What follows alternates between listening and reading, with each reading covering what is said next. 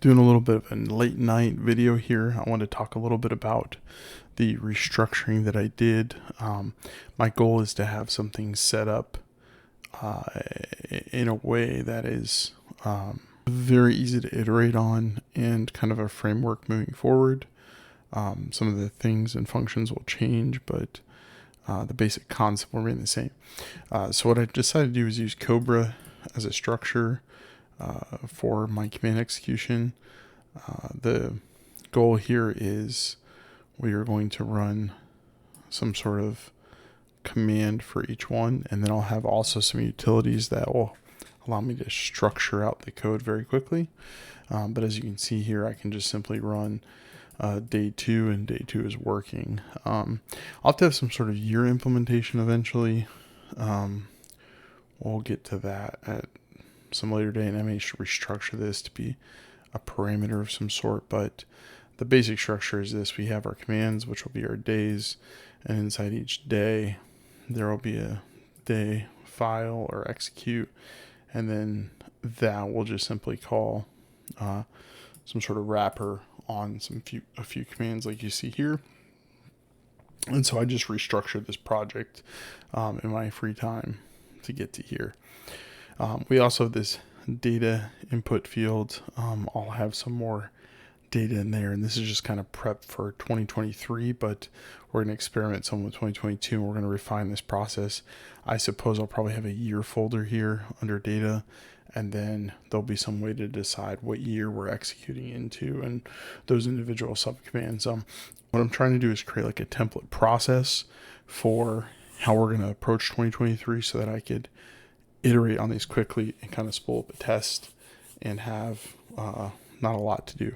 So if we kind of look at the this folder doesn't matter anymore. We'll move that, and so as you can see, this works. I might have, like, let's say 2023 as a year in here as well, or I may have that as a parameter. I haven't decided yet.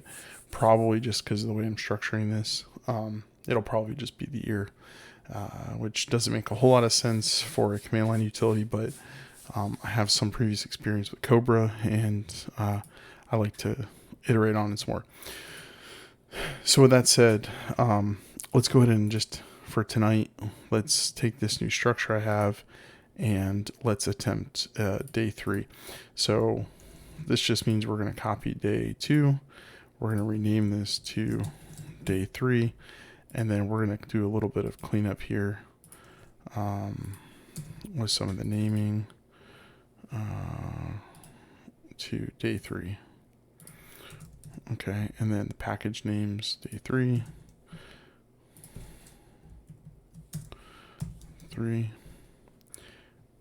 and then day 3. Got it. Okay, so now that we created this day 3 package and file, we got a couple problems here apparently. That's still day 2. Oh, I renamed the wrong one here. We'll fix that. Okay, that's good. And then I don't care about that. Okay, we should be good to go. That's just VS Code does this sometimes, where if you have a file open and it also has an edit, it'll kind of keep it and then it'll have issues. So we'll call that day 3, and then a couple different things. We don't need this map anymore in here. This is why I want to have something that kind of builds out boilerplate. I want to call this AOC just as the main input function. So this becomes AOC, although this is going to kind of go away.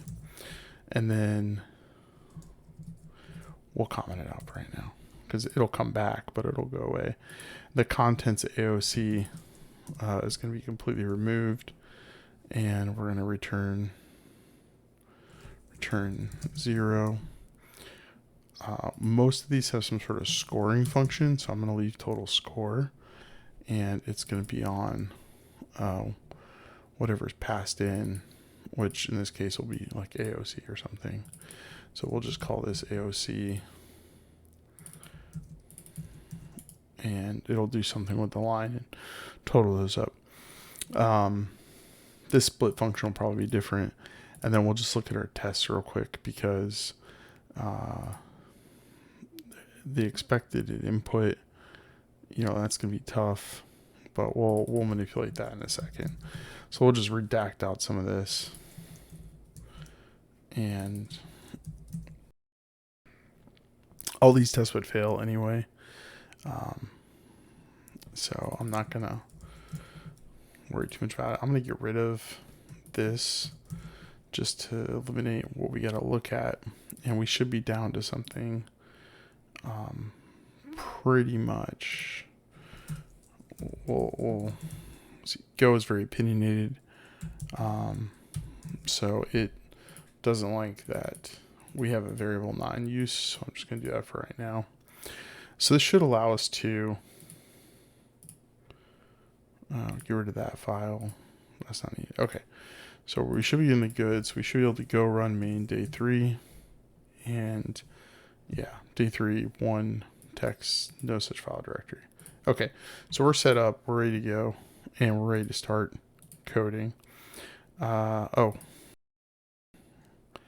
I must. Let's fix that. Let's fix this. Cool. Yeah, I guess I broke this earlier too. Copy and pasted and modified the wrong file. All right, day 3. Like and subscribe if that happens to you. All right, so day 3, did you mean day 2? No, I didn't mean day 3. And that is awesome, because I forgot one step. So inside root.go, we've added day 2. You have to add day 3. Okay. Now, when I run, boom. Okay, that's the expected result.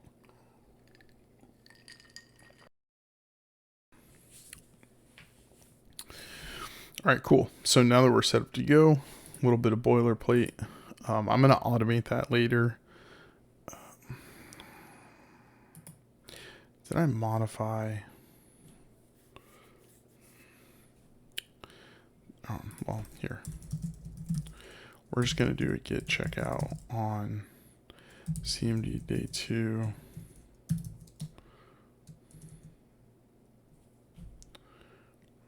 Oh, I didn't add that yet. Well, that was a mistake.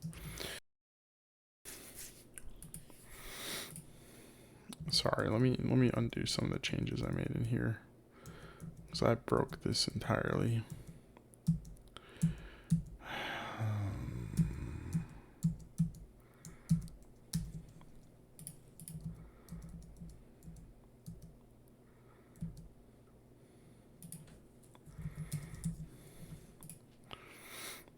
All right, let me see.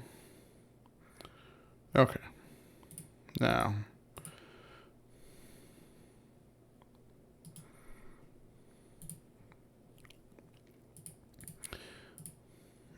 we're not so broken. Okay. We need to delete these from here. So I'll get rid of forced.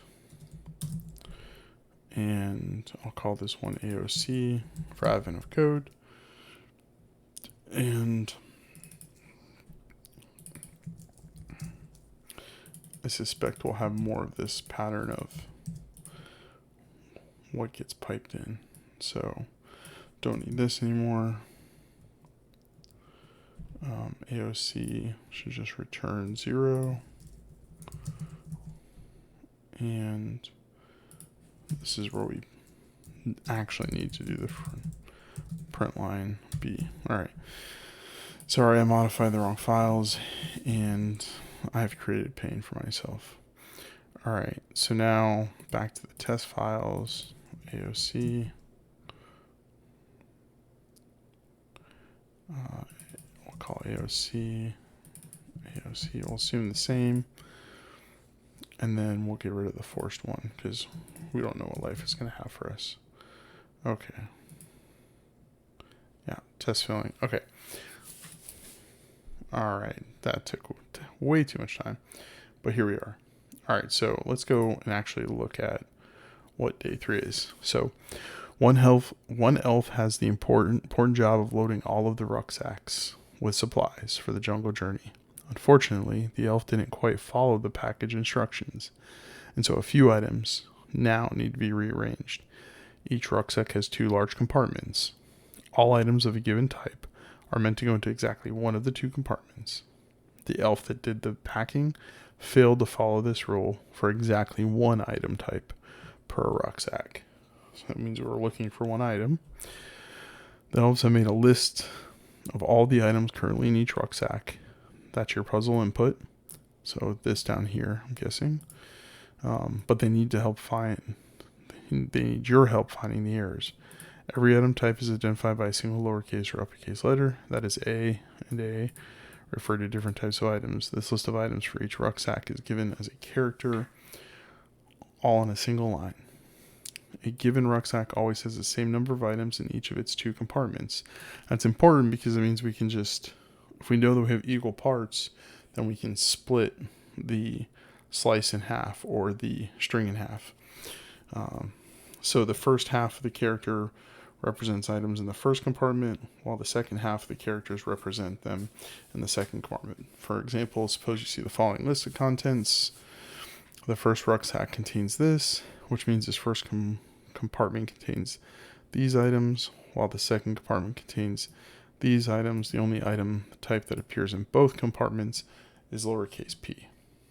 The second rucksack's compartment contains this, and this. The only item type that appears in both compartments is uppercase L. Okay, so we're essentially splitting the list and seeing where the overlap on letters are. The third rucksack, so on and so forth. Okay, so we split the list into 2, and we iterate through the characters. We could use a map to do that. We create a map of characters in set A, and then we check to see where characters is in set B. Since they did say up here that there's only 1 overlapping character, the minute we find a match we can exit, so that'll save us on some compute time. And then we need to determine what letter that is. So then once we have the letter, we need to score it appropriately, and based on what is returned, we summarize all of those into a set.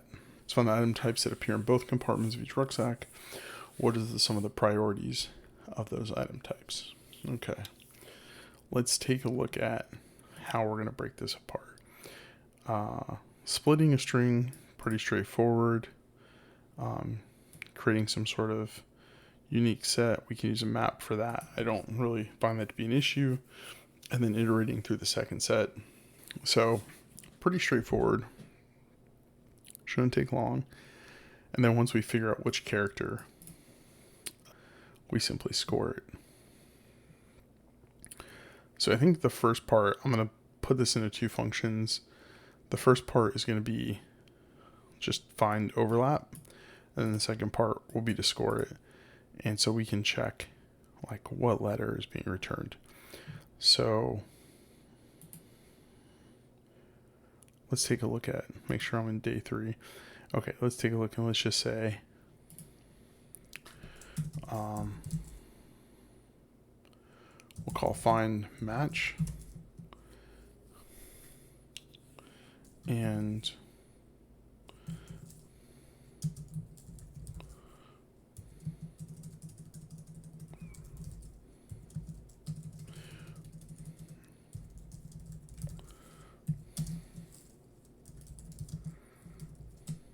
I don't know why I did that. We're going to return a string. Okay. And so we can create a test for this. So I'm going to, copy this pattern of test. Let me just delete most of these. We're going to we can use the table driven test for this, right? So expected is going to be a string, could be a char. We're just going with a string for simplicity. And the expected from the first input is what, P? let's take a look here. Lowercase p, and our first input is this. So if we come back here, we can create a table, and we know this is going to be find match. That's going to be our find match, which we decided, or I decided that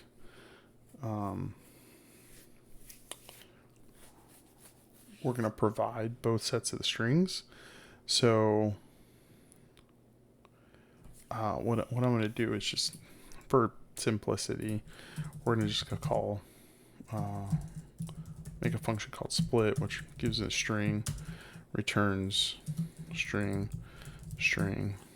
This might be overkill, but there might be a different split function in the future. So I found with doing advent code in the past, they may toss something at you that seems simple. You go through the first iteration, and then they give you a more complex split, like actually there's 4 compartments instead of 2, or something like this. So it'll help me kind of iterate on that a little bit faster. So we're just going to get the length string, and we're going to do, say S1 is S sub to the length of string divided by 2, and then we'll actually do it like this, return, and we can change where this is, I think, but I can't remember if I need to +1 any of these. I think I have to +1 that. Okay. So we could test that. Probably should.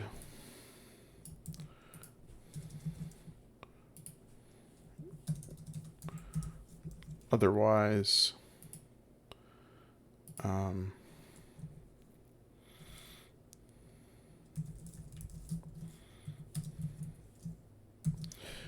and we'll just make this a slice of string. Otherwise, it'll bite us later. So we know that if we look at the examples here, the first part is this, and the second part is this. So then we can simply do expected sub 0. We'll do split test.input.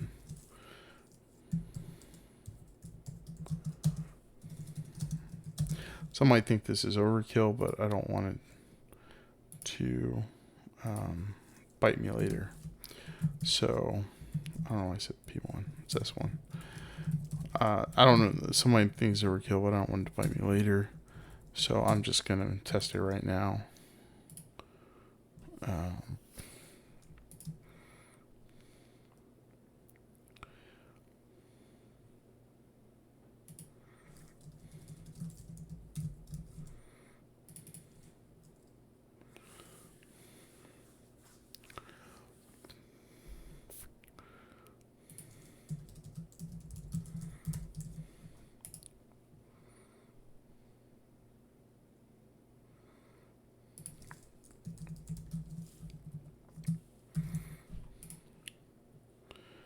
Yep. Okay. Ignore that.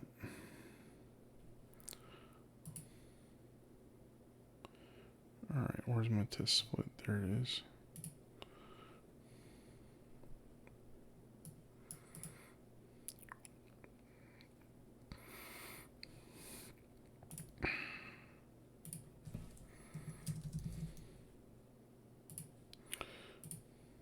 All right, perfect. So glad I tested it. So we got that answer. Boom. All right. So now we're going to test find match, and find match gets 2 strings, and we're going to simply, well, I suppose the other way we could do this is, just now I'm thinking about it, is we could sort the strings, and then we can walk them forward. Because really, we don't really need to work with strings. We could just work with the integer representations of them, and we could look at slice of ints. And then if we do that, but I think for simplicity, I'll just work with maps. We can probably get better, I don't know if you want to say performance, maybe with the ints, but because then we can just sort them numerically. Let me just iterate on what I'm talking about here. So right now, my current focus is looking at everything as strings and looking for string-specific matches where they overlap on a given character. But we know that each character represents a given numeric value, and in such, we could just translate them on input time into slices of ints, and then we could order those int slices, and then we can walk the int slices from lowest to highest value looking for an overlap on match. And while that might have some efficiency gains, I think the map is probably just as simple. So, and then I'll translate the score at the end. So we'll do that. So just a map of string to empty struct. So in Go, this is a quick one-liner to say this variable of this equals the type that I'm defining on the right, and then to initialize it. And what I've done here is a map a string. Since we're dealing with strings, I could do chars. I'm just going to keep everything strings, and that we want an empty struct because that's the smallest kind of value in Go, and then we're initializing that map here with this last little bracket. So this sometimes, like this syntax of struct squirrely bracket can confuse people. We're just saying, or it's confused me in the past, that there's a struct and we're expecting an empty struct as the value, and we're going to define that with that. Now, we really could just do something like this as well. That's fine. Could do that. But it doesn't really matter. I guess maybe if we were going to look for counts later, we could do int. That might be helpful. In fact, maybe I'll do that. Maybe it looks better, so that we're not just creating an empty map, but we will count the characters every time. So what I can do is range over the string, range over S1, and we don't want the index. We don't really care about that. And then I can say M1 sub S plus equal 1. And so is this returning a char or a rune? Okay. We'll go ahead and we'll go with the runes. We'll keep, if we're gonna get that and Go, then we'll run with it. It will be okay.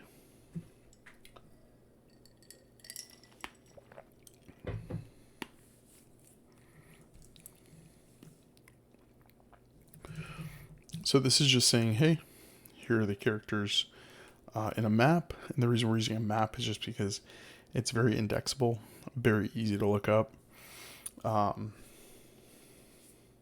We run into an issue later with, if we did run into a complexity issue, we could go concurrent. I don't think this is super efficient because the memory allocation is 2. So we're duplicating our memory into a map here, or values into a map. But again, this is really just about solving the problem at this point and not doing it efficiently. Although we should strive for efficiency, I think in this case it's more about clarity. So we're going to range over S2, and we're going to say that if M1 R, so if, I don't care about the value, but with the maps you can do something like this. We're basically saying, hey, we want to check to see if it exists, and we're saying if okay or if exists. Okay is the syntax I see a lot here for maps. You can do something like this, probably a little bit clearer, and we can say If it exists, return score of R. Okay, so, well, I guess we could just return the rune. Let's just return the rune. We'll worry about the scoring later. Let's not add too many things in. If we want this to be a rune, I think we just do that.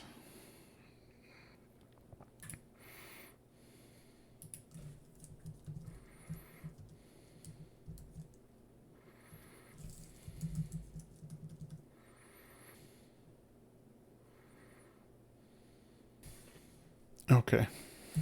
We'll return 0 here for right now. I'm not a super big fan of that, but we're going to do it in the moment.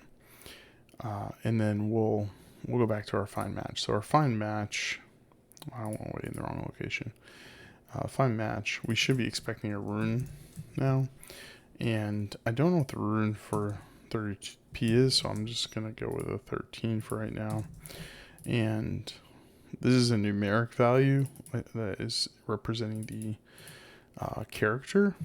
So curious how this maps out. So this is 112. So I'm okay with that. Now the interesting thing is here that there's a mapping to a score, and P is 16. And so if you look at the scoring,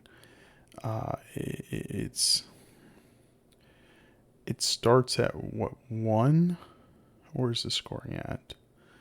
Lowercase, it starts at 1 for 26. So I think the relationship here is, here, let's just check this out. Golang rune.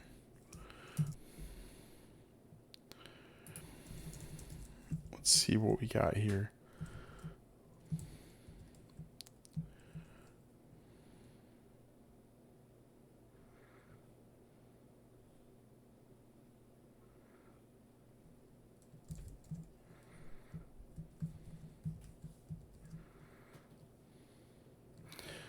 Yeah, okay.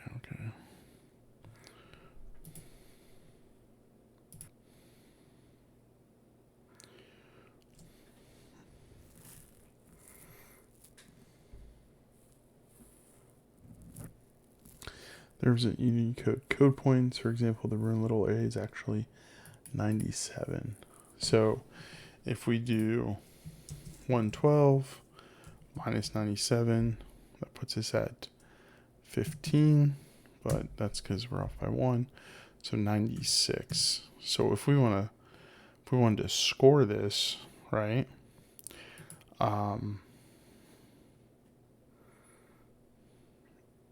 Well, so let's go up here, and we know that our score should be 16, right? So if we AOC this, and we've got an input of this, our AOC should do the following.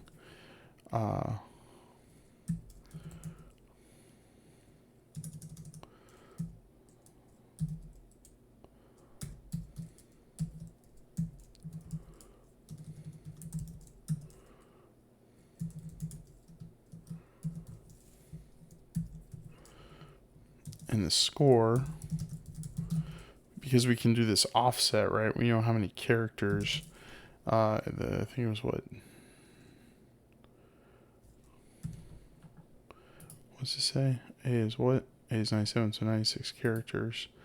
So we can take in a rune and return an int, and we're going to return R minus 96. Is that right?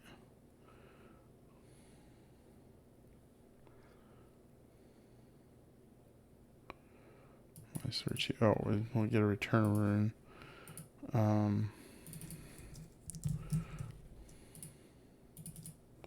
It's fine. We'll return that. So now if we go to here,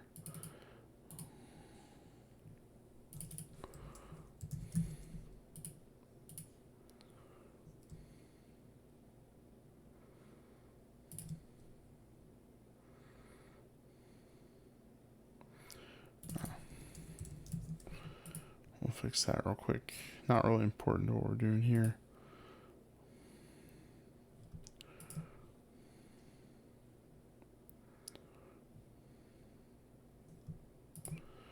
And we'll go with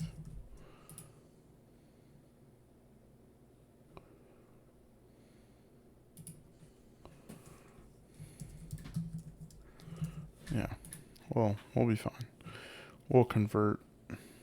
You know, no.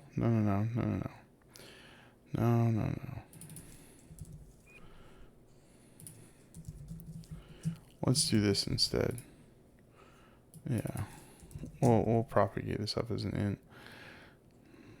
Started doing some weird junk here. And just to get by.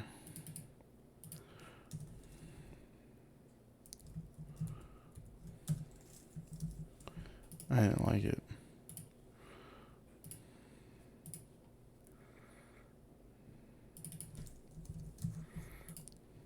Yeah, okay. Run it. Oh.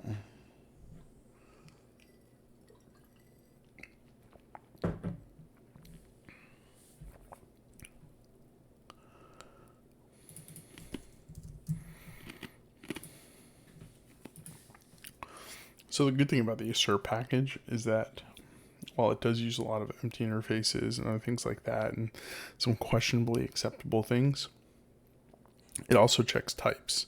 So even though our types were different here, it didn't just see the output and assume that it was correct. It highlighted the fact that we were getting different types from the data, which I really like. And so we can kind of see where the difference is there. Okay, so we have an answer here.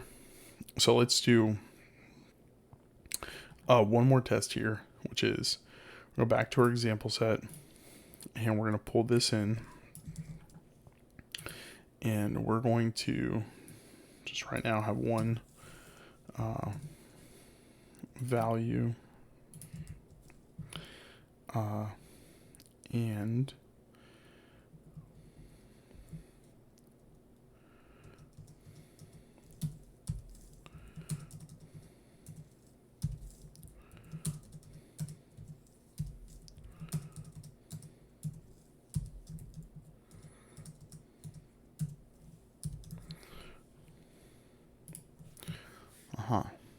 so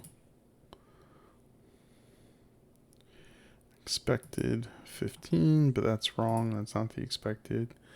The sum of these is 157. Okay.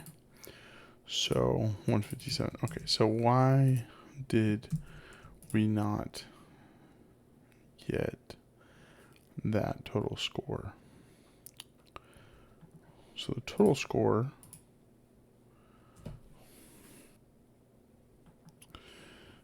okay.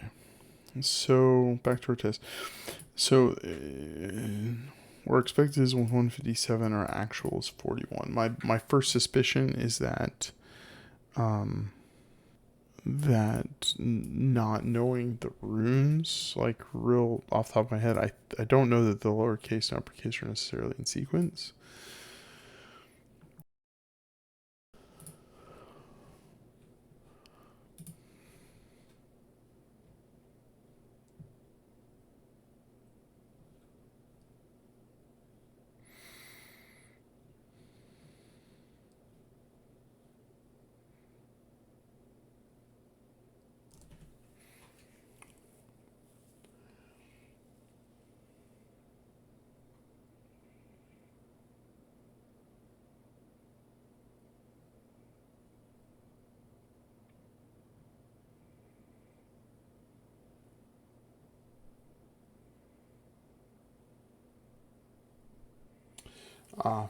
Okay. It's obvious if you weren't looking at Unicode mapping, which is identical to ASCII. The range for word. Okay, so I did not realize that uppercase comes before lower. So that means that we have to inverse a little bit of what we're doing here. So if the number is below,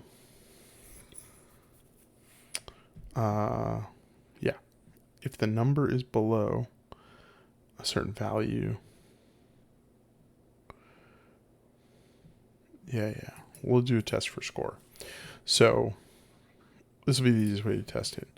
So we just need to test score, and we'll just grab this and we'll call test score,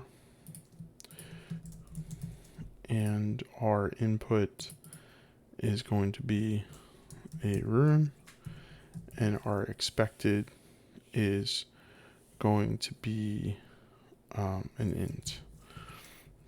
And so let's say our expected is 16 for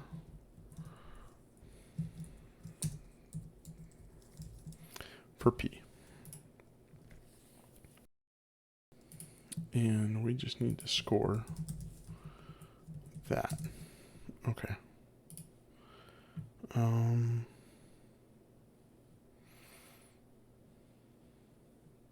Yeah, this is test AOC. Okay. Okay, good. However, uppercase P,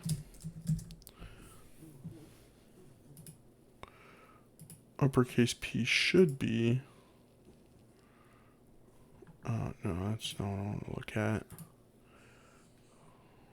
42. Okay.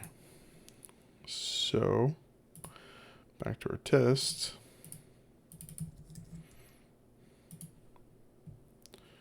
And instead we got negative 16. So we know that's wrong. So if we look here again, we know our ASCII's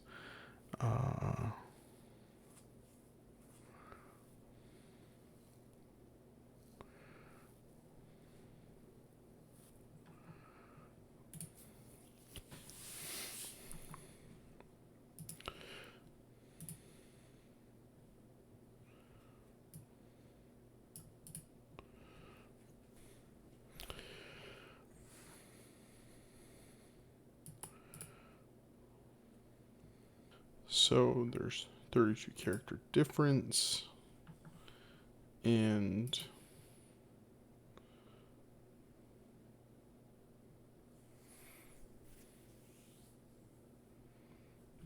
A is 97.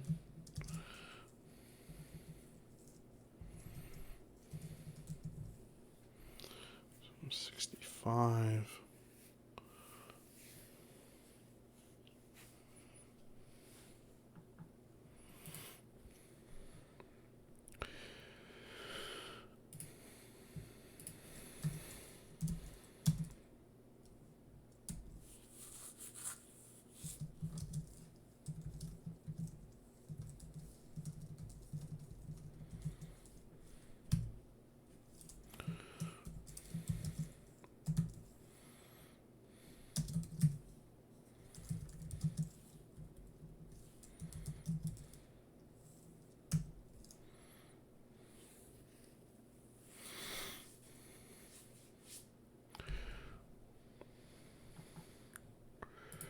So A 97 minus 32, 65, and we know that an A should be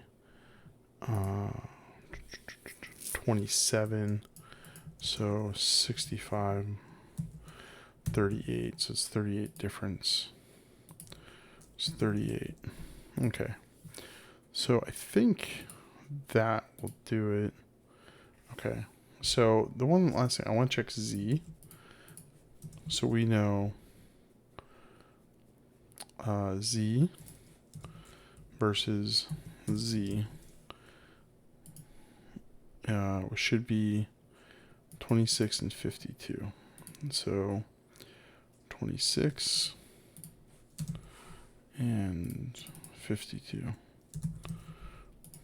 Okay. Perfect. Okay, so we know this is working. And so now that we've got that fixed, if we run this, perfect. And so what does that mean? That means that if we go here for the execute, reading in the day file, let's grab the input. So get puzzle input, boom, boom, new file, day3-1.txt. That's done. And then if we come back here, should just be that. So now